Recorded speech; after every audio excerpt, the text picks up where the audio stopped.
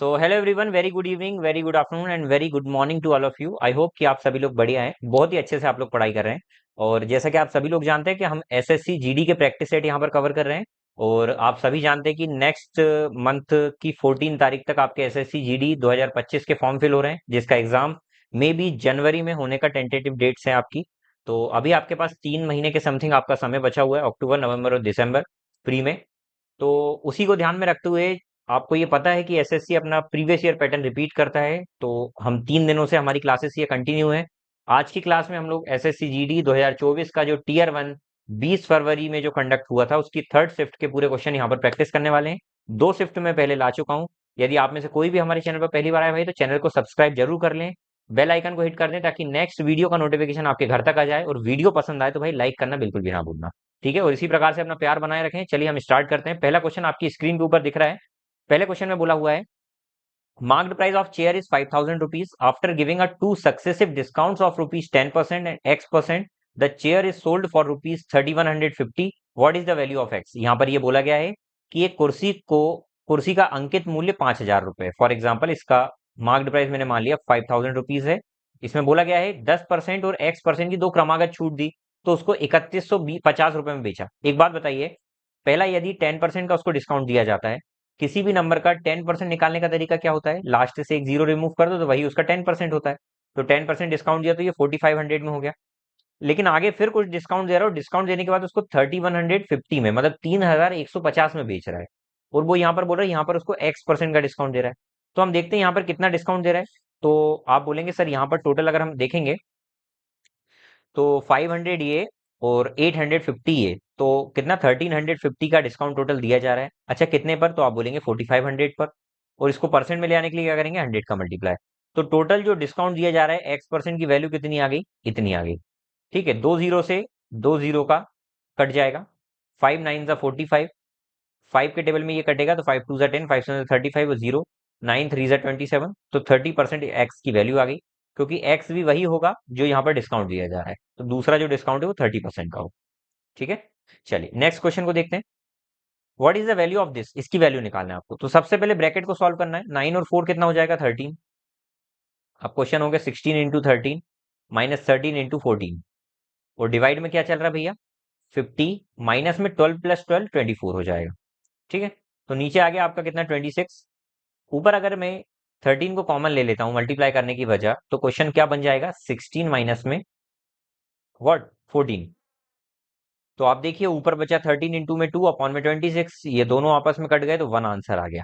देखिए कितना सही क्वेश्चन था। अगर आप यहाँ पर मल्टीप्लाई करते तो क्वेश्चन सॉल्व यहाँ पर भी होता, लेकिन थोड़ा सा कैलकुलेशन बढ़ जाता है। तो हमको यहाँ पर स्मार्ट अप्रोच लगाने की जरूरत है, थोड़ा सा स्मार्ट वर्क करना जरूरी है। ठीक है, यही छोटा छोटा जो समय बचेगा, थोड़ा थोड़ा समय, यही आपको एग्जाम में और लोगों से आगे आपको हेल्प करेगा आगे बढ़ने में। ठीक है, चलिए।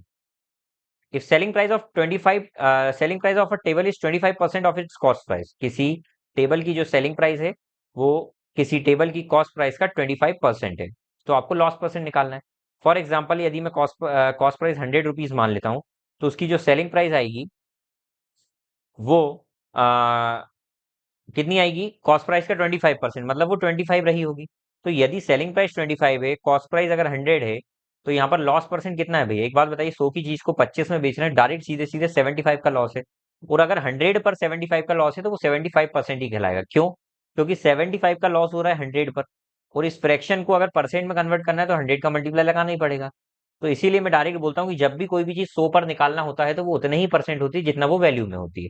तो यहाँ पर अगर 75 रुपीज का आपको डिस्काउंट है, मतलब 75% का है, तो 75% ही आपका आंसर है। Got it? Next question, the price of movie ticket was increase by 18%। यहाँ पर बोला गया है जो मूवी का प्राइस है वो 18% बढ़ रहा है। तो जो इंक्रीज हो रहा है टिकट के प्राइस में, रिड्यूस हो रहा है नंबर ऑफ ऑडियंस का जो परचेस करते हैं वो 25% है। देखिए हमारा जो भी रेवेन्यू होता है ना भाई, रेवेन्यू या जो भी आप बोलते हैं, इसको बिक्री भी बोल सकते हैं ना, या आपकी जो आय होती है, वो दो चीज पर, कि आप कितने प्राइस की चीज बेच रहे हैं और नंबर ऑफ क्वांटिटी कितनी बेच रहे हैं, उस पर आपका रेवेन्यू जनरेट होता है। राइट? तो यहां पर देखिए प्राइस जो है वो आपका 18% इंक्रीज हो रहा है। फॉर एग्जांपल 100 था तो वो 118 हो गया। आगे बोला गया कि ऑडियंस जो है ना, मतलब टोटल नंबर, तो वो नंबर ऑफ ऑडियंस जो है वो 25% कम हो गए। मतलब क्या 100 थे तो कितने हो गए 75 हो गए। तो आप एक बात बताइए, अगर इन दोनों को मैं आपस में मल्टीप्लाई करूंगा तो वहीं से तो रेवेन्यू जनरेट होगा। तो मैं पहले मल्टीप्लाई करने से पहले इनको जो जो कट रहा है वो काट लेता हूँ। 25 3 जा, 25 4 जा, और यहाँ पर अगर मैं इनको 2 से काटूंगा तो 250 जा और 259 जा। Got it.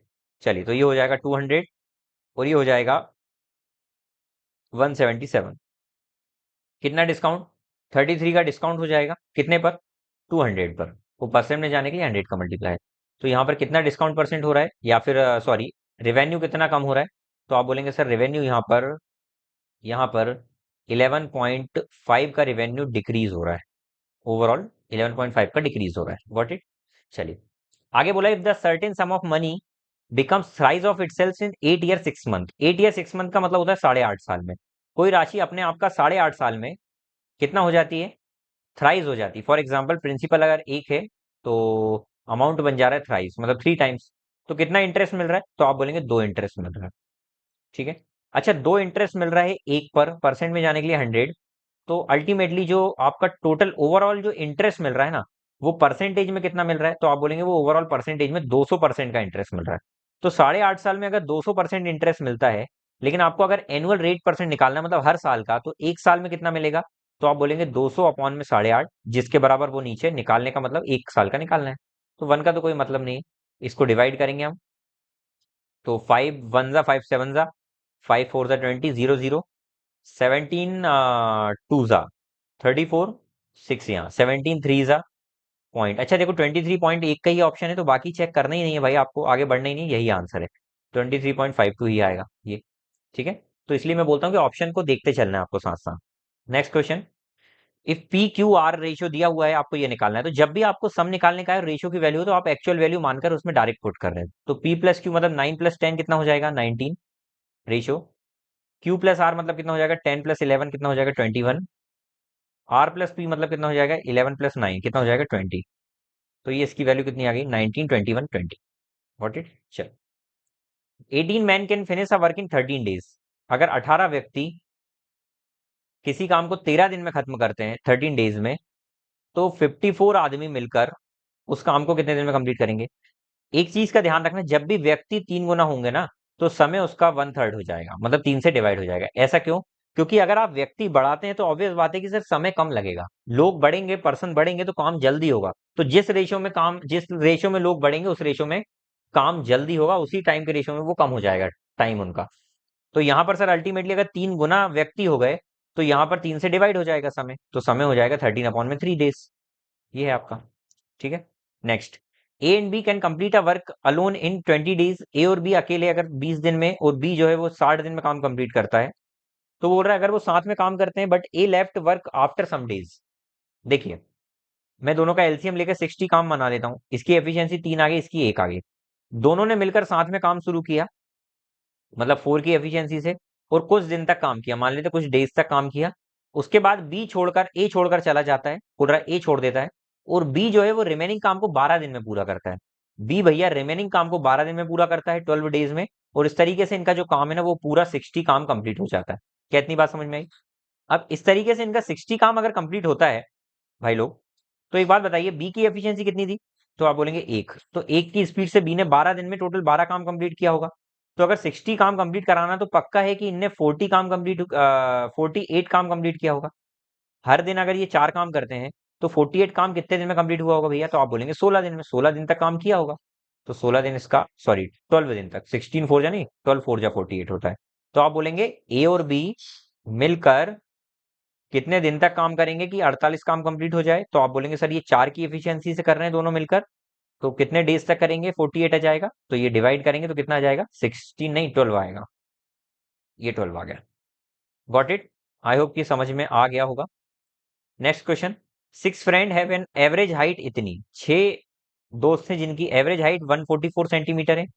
अगर एक व्यक्ति जो है जिसकी हाइट 150 सेंटीमीटर, वो छोड़कर चला जाता है, तो एवरेज हाइट कितनी होगी? एक बात बताइएगा, अगर वो व्यक्ति भी 144 सेंटीमीटर का ही जाता, तो इनका जो एवरेज है रिमेनिंग का, वो 144 ही होता। लेकिन कहीं ना कहीं ये 150 का गया है, मतलब कितना ज्यादा लेकर गया? तो आप बोलेंगे सर ये 6 सेंटीमीटर ज्यादा लेकर गया। अच्छा, 6 सेंटीमीटर जो ज्यादा का जाएगा, तो वो इन 5 में डिस्ट्रीब्यूट होगा। तो आप बोलेंगे सर 6 सेंटीमीटर 5 में डिस्ट्रीब्यूट होकर इसमें से ले जाएगा, तो ये हो जाएगा 1.2। तो 144 में से 1.2 को माइनस करेंगे तो आंसर आ जाएगा 142.8। ये हो गया एक तरीका। दूसरा तरीका मैं बता रहा हूं आपको कि 6 का अगर एवरेज हाइट 144 है और एक व्यक्ति 150 का गया, तो 5 का कितना हो जाएगा बचे हुए का रिमेनिंग का? तो मैं बोलता हूँ भैया 6 का इतना, तो टोटल सम कितना आ जाएगा इनका टोटल सम? तो आप बोलेंगे 144 इंटू में 6। ठीक है, तो 840 और 24, तो 8, एक सेकेंड, हाँ 14 सिक्स जा 840 और 24, तो 864 हो जाएगा टोटल, इतने सेंटीमीटर टोटल। लेकिन एक व्यक्ति 150 का छोड़ कर गया, तो 150 अगर मैं इसमें से माइनस करूंगा तो यहाँ आ जाएगा 4, यहाँ 1 और यहाँ 7, 714 सेंटीमीटर बचेगा। ठीक है, तो न्यू एवरेज कितना हो जाएगा 5 लोगों का? तो एवरेज हो जाएगा सर 714 अपॉन में 5, तो ये हो जाएगा 1, 5 वन जा 5 और 2 इधर गया, 5 4 जा 20, 2.8 सेंटीमीटर इतना हो जाएगा। ठीक है, यदि ब्याज वार्षिक रूप से संयोजित हो रहा है तो 30% प्रतिशत वार्षिक चक्रवृद्धि ब्याज की दर से कितनी धनराशि 2 वर्ष में इतने रुपए हो जाएगी?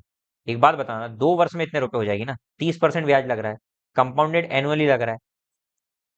तो मैं मान लेता हूं भाई, कंपाउंड इंटरेस्ट के केस में हमेशा ध्यान रखना, अमाउंट निकालने का तरीका क्या होता है? प्रिंसिपल इंटू में रेट प्लस 100 अपॉन में 100 की पावर टी, ये होता है रिलेशन।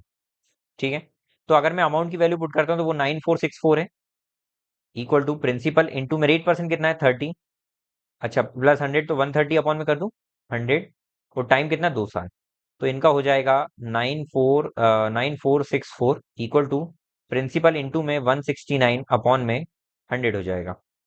ठीक है, एक मिनट यार,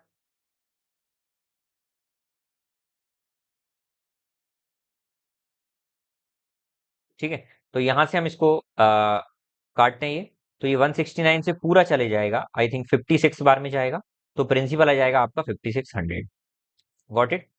आई होप कि आपको समझ में आ गया होगा। ठीक है, चलिए एक मिनट रुकिएगा। हाँ,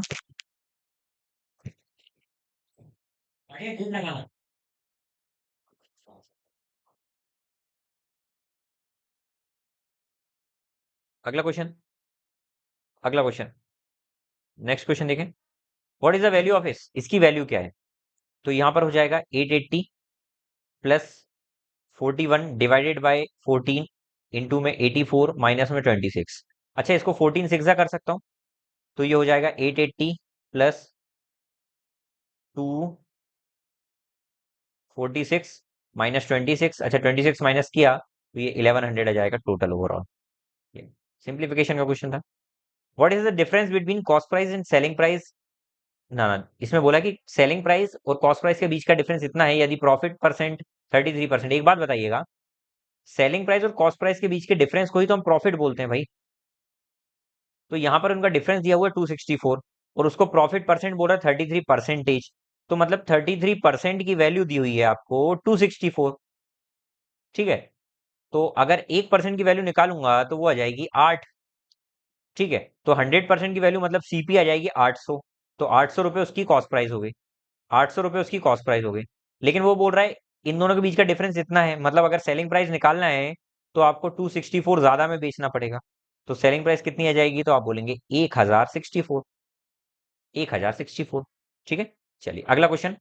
average of 4 number is 52, 4 number का एवरेज 52 है, इनमें से 2 नंबर का एवरेज अगले दो के एवरेज का थ्राइज है। मतलब क्या?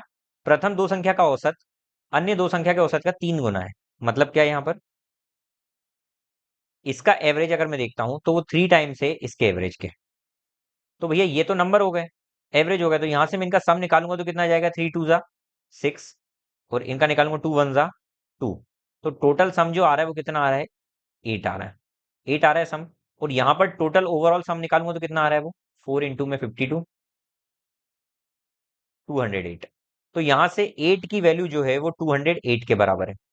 राइट, आपको सम ऑफ फर्स्ट टू नंबर, तो पहले दो नंबर का सम निकालना है। पहले दो नंबर का सम कितना था? 6, तो 8 की वैल्यू इतनी, तो 6 की वैल्यू कितनी? तो 208 जिसके बराबर है उसका डिवाइड चॉकलेट कंसेप्ट से, और जिसको निकालना उसका मल्टीप्लाई।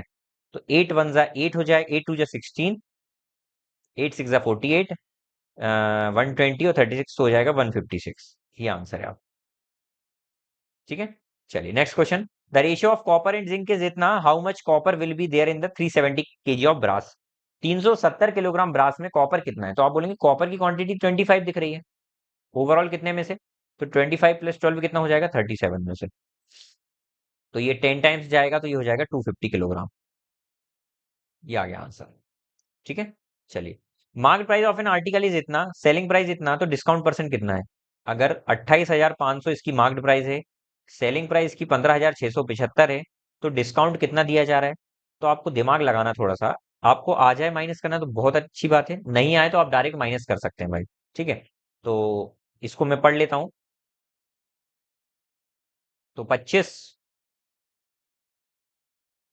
700 हो जाएगा, 325 तो 16,000 हो जाएगा, 325 16 और 12.5, तो 12,825, 12,825 आ जाएगा इसका डिफरेंस। कितने पर दिया जा रहा है डिस्काउंट, 28,500 पर। परसेंट में जाने के लिए 100 का मल्टीप्लाई, सुन सा बसुन हो जाएगा। 5 5 से 25, 5 7 से 35, 5 2 से 10, 5 5 से 25, 5 6 से 30, 5 5 से 25, 57 से ये पूरा जा रहा है क्या। 19 3 से 57, 19 1 से 19, 19 के बाद कितना बचा रहा, 6, 19 3 से 57, 9, 19 5 से 95, 3 4 से 12, 3 5 से 15, 45% इसका आंसर आ गया। ठीक है, चलिए नेक्स्ट क्वेश्चन।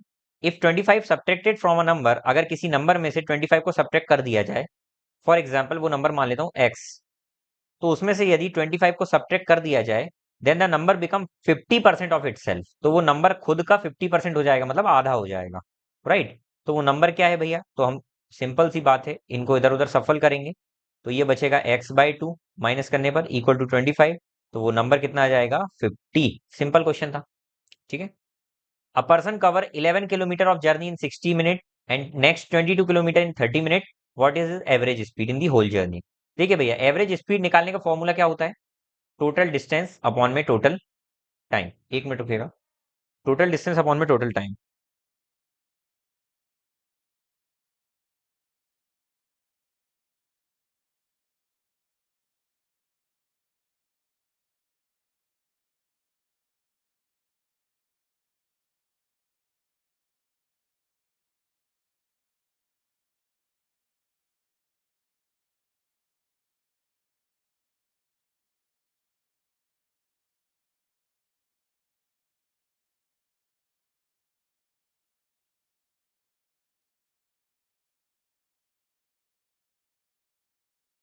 वेट, हाँ।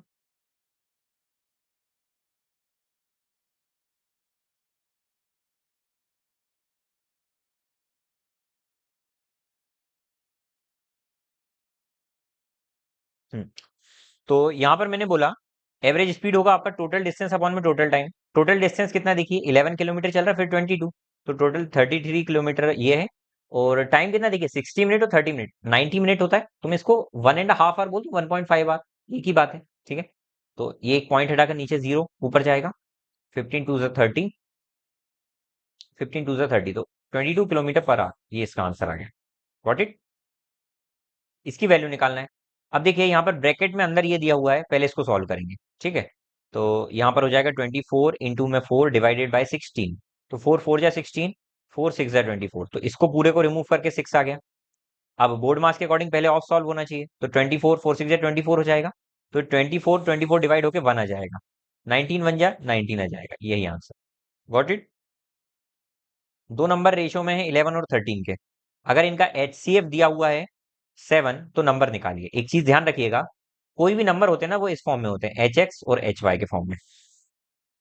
इसमें एक्स और वाई जो होता है ना भाई, एक्स और वाई अगर हम इसका रेशियो लेंगे ना, इसका रेशियो लेंगे ना, तो रेशियो आ जाएगा, एच एच कट जाएगा और एक्स और वाई इसका रेशियो आ जाएगा। तो ये जो होते हैं ये प्राइम नंबर होते हैं, प्राइम नंबर जो कटते नहीं, प्राइम नंबर कुछ भी कॉमन नहीं होता है, ये प्राइम नंबर बचते हैं। और इसमें जो एच होता है ना भैया, इसी को हम HCF के नाम से जानते हैं, इसको एच को ही HCF के नाम से जानते हैं।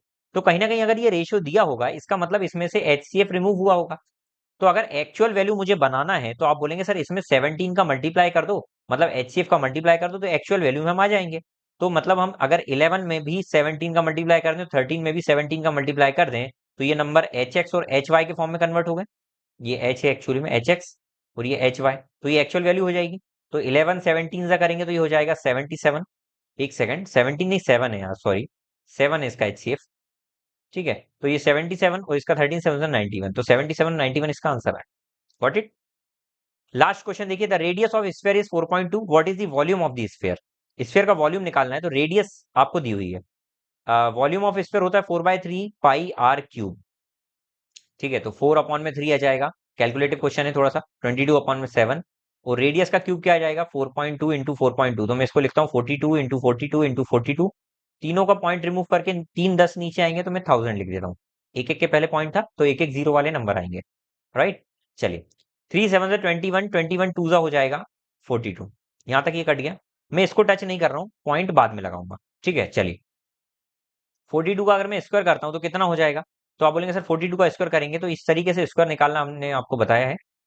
2 का स्क्वायर कर दीजिए तो 4, फिर 4 2 8, 8 2 16 कर देंगे तो 16 का 6 आ गया, 1 कैरी ओवर। जैसा पहले का स्क्वायर करा था, अब लास्ट में 4 का स्क्वायर करेंगे तो 4 का स्क्वायर कितना हो गया, 16। ठीक है, ऐड करा 17, तो ये 1764 आ गया।